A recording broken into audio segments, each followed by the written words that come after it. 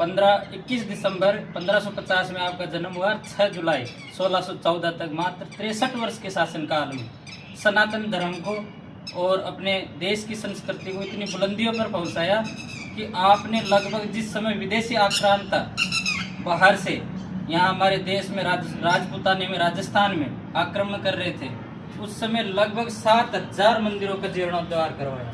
अटक से लेकर कटक तक इन्होंने धर्म की रक्षा की, इसलिए इनको सनातन धर्म का रक्षक कहा गया। और इनके लिए जो आज हमारे हिंदू धर्म के जो जितने भी मंदिर है, पीठ है, उन पर जो पचरंगा ध्वज फहराया जाता है वो आपकी देन है, क्योंकि आपने अफगानिस्तान के काबुल में जाकर अफगान के 5 कबीलों को जीता और पचरंगा ध्वज स्थापित किया, जिसको पीठ के शंकराचार्यों ने अपना धार्मिक ध्वज मानते हुए आज जितने भी अपनी पीठ और प्रमुख मंदिर है उनके आपको पचरंगा ध्वज दिखाई देता होगा।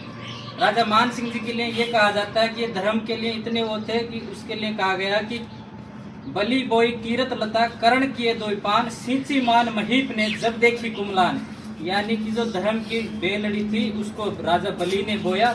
बलि बोई कीरत लता करण किए 2 पान, राजा करण ने उसमें 2 पान किए। देखी मान महीप ने जब देखी कुमलान, यानी राजा मान ने जब कलयुग आते आते वो कुमलाने लगी तो उस धर्म की बेलड़ी को पुनः जीवित किया। इतने बड़े आप धर्म रक्षक थे। आपने हमेशा धर्म की रक्षा के लिए, मंदिरों की रक्षा के लिए, समस्त जीवों की रक्षा के लिए और सभी धर्म संप्रदाय के लोगों को आगे लेकर चलने के लिए अथक प्रयास किया। एक बार कहा जाता है कि राजा मान सिंह जी ने काबुल फतेह किया।